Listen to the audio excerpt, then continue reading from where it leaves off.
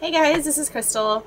I thought I would do another video and let you talk to my husband for a bit and see what he has to say about living in an RV and work camping so far, and what are his thoughts on it, especially being a dad, and just what he thinks about it. So I will introduce you to him. This is my awesome husband. Hello. Derek, and I have a list of questions for him that most of them he doesn't know what they are, so we will get his real opinion on them. So you work for Amazon.com right now, and what are the hours like? The hours are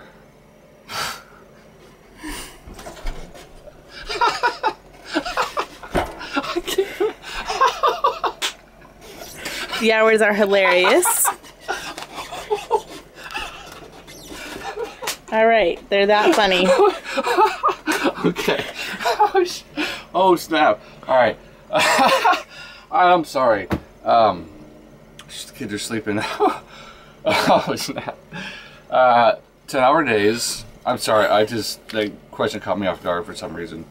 10-hour days. How many hours you work? I work it 10 caught hours. You off guard. I work 10 hours a day, and it's supposed to be 40 hours a week, but they just called for mandatory overtime on Sundays, which puts us up to 50. But I've been doing voluntary overtime, which puts me at 55 hours this week. So on top of the 40 hours I have an extra 50 now. So it's lots of work, lots of hard work, lots of, being on your feet constantly. How many hours a day? 10 hours. Okay. I already said that. Okay, sorry. And then you work 6 days a week? Well, it's supposed to be 4 days a week, but since their peak season is started, it's 50 now, and our mandatory overtime day is on Sundays, so that's an extra 10 hours of overtime. So, which the money's good, I'm not gonna lie, but it is really bad for my back and my feet. I've noticed pains in places that I didn't even know I had. So yeah, it's good. You work hard, but you make really good money also. Okay, what's your shift? I work 8th shift. I work 5 p.m. to 3:30 a.m. in the morning. Okay, so how's it like working with the full-time employees that are permanently there? I get along with them pretty well. A lot of them are pissed off because the factory's closing. They're going to be closing in January. This facility in particular will be shutting down in supposedly in mid-January, and they're pretty disgruntled, so that's probably why I get along with them pretty well. Oh geez, what's the benefit of a camper force with Amazon? Camper force, well, I mean, it's awesome that we got hooked up with them. Obviously, they're great. We don't get mandated for 60 hours like full-time employees. They are up to, they may be mandated to be working 60 hours a week during peak, and we are only required to be working 50 hours. So that's, to me, an extra day of overtime is nice to not have to work, obviously. I mean, like, that's good. Benefits of, like, your RV. Of being living in an RV?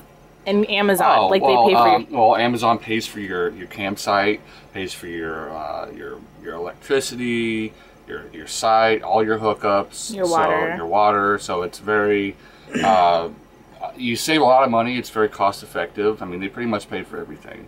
I mean, everything except for your propane. So, I mean, I wouldn't hesitate next year to apply, back with Amazon, because it's been a really good experience so far, and I mean, the pay is exceptionally well, and we're making money and having fun there, and making a lot of friends.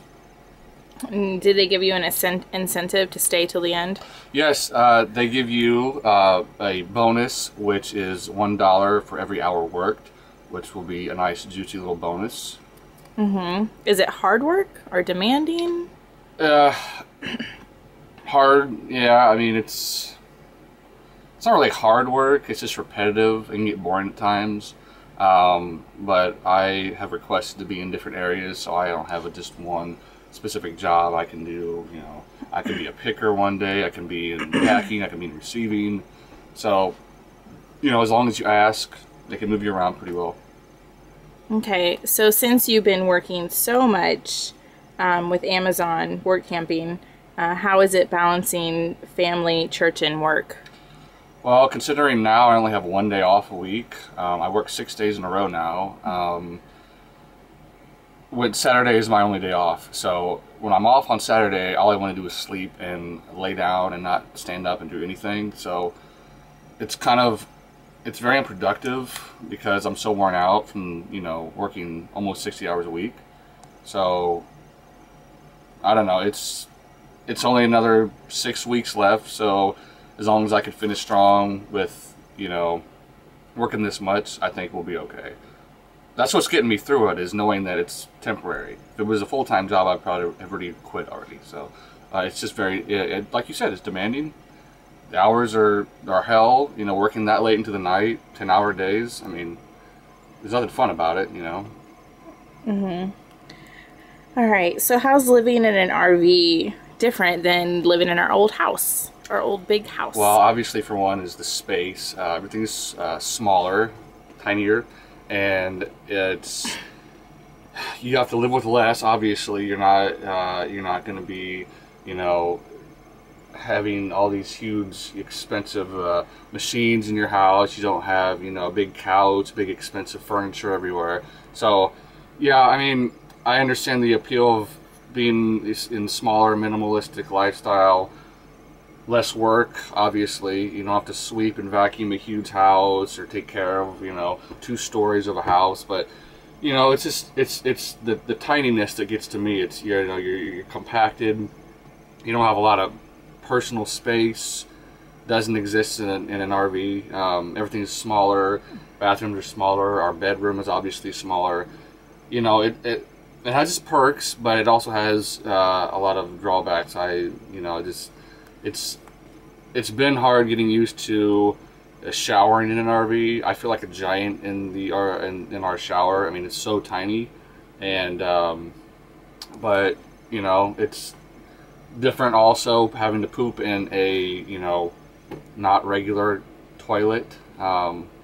It's just different. You gotta feel out everything, because when you first start this, it's definitely a shock. I'm used to having plumbing, I'm used to having a dishwasher, I'm used to having a washing machine, a dryer, and inside my house, and now it's a little bit different now. So it's just little things like that you have to get used to.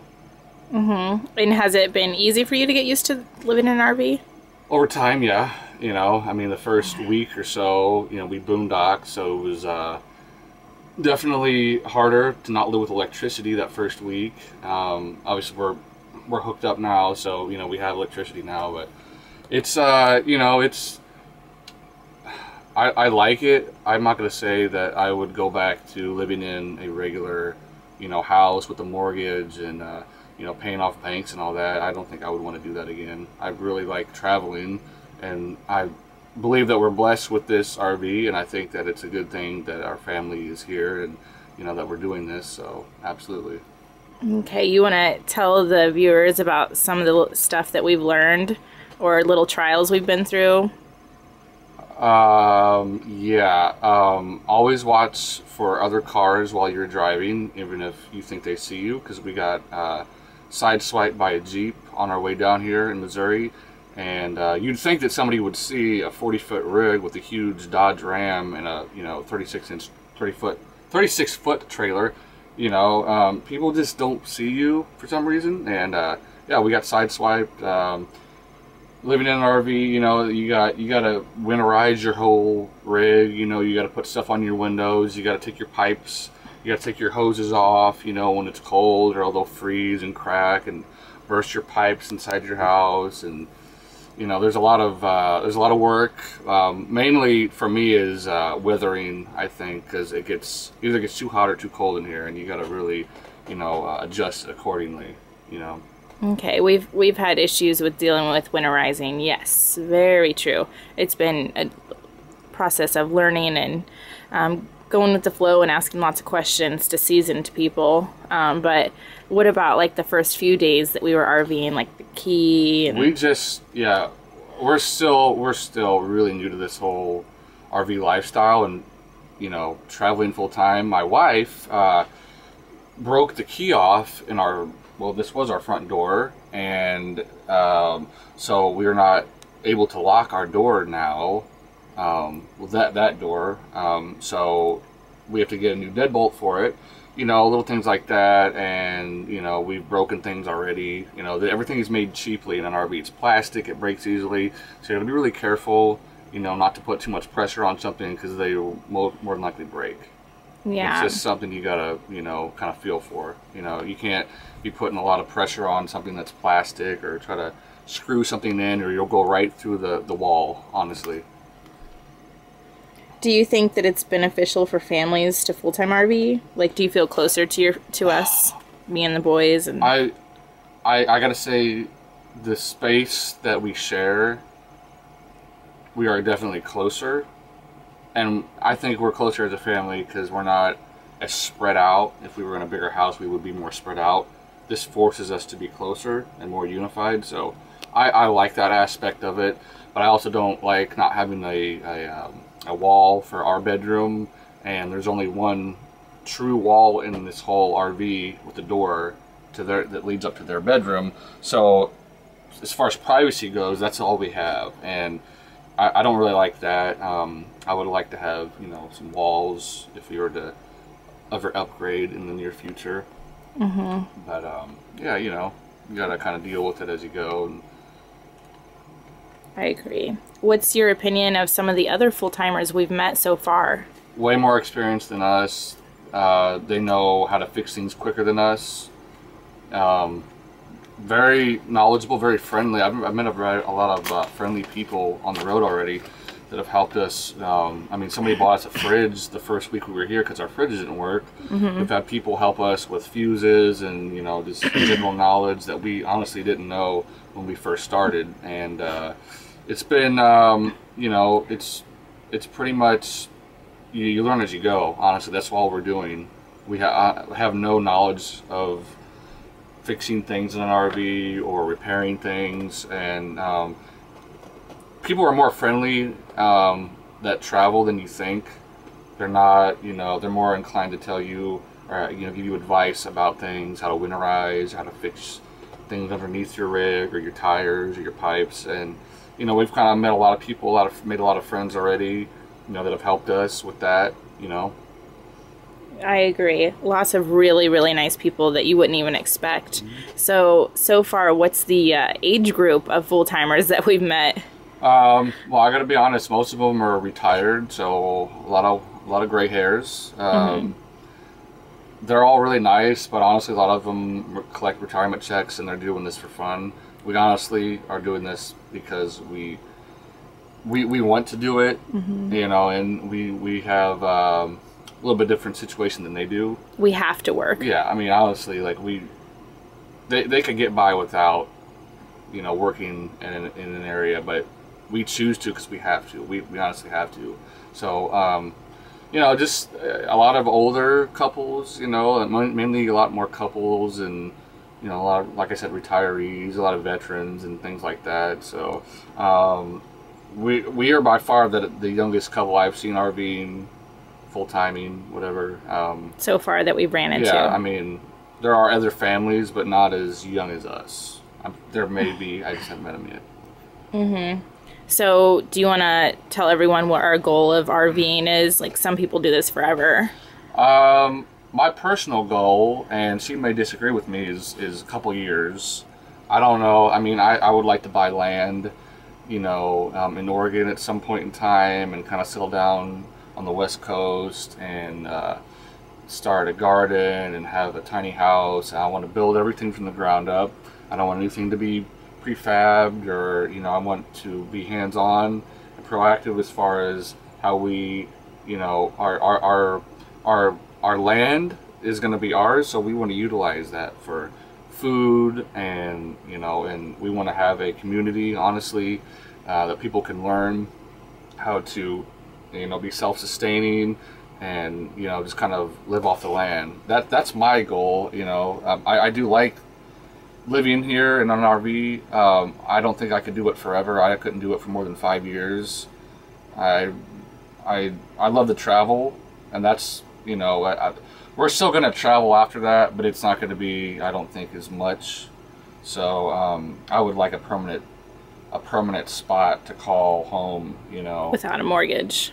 Exactly. So, you know, I mean, a couple years is honestly my goal, but I think, you know, anything's possible, really. I mean, it could all change. It could be somewhere else a couple months. I honestly don't know where we're going to be next year. So a lot of it is going with the flow and kind of filling things out. And, you know, you meet people online, on Facebook, and you kind of create contacts and network that way. That's honestly how we got here. So, you know, I have faith that we're going to make it, you know, and keep going forward. But I just, I'm not one to want to live here that long, because it's just smaller, and there's just certain things that I just don't like about it. But we are very tiny house advocates, and we want a tiny house, just not a narrow house. This is 10 feet wide by 36 with no slides. So we don't have any room, but we want to have a tiny house with room. Absolutely. So that's our goal, is to find land. And is there anything else that you want to add to this video about RVing full time? Yeah, honestly, I'm going to go back to the whole family thing. You know, I do feel a lot closer to my family now, to my wife, to my kids, and I guess I was more angry in our other state that we used to live in. And in our sticks and bricks. Yeah, I don't think I was as, I don't know, I didn't feel as free, I guess.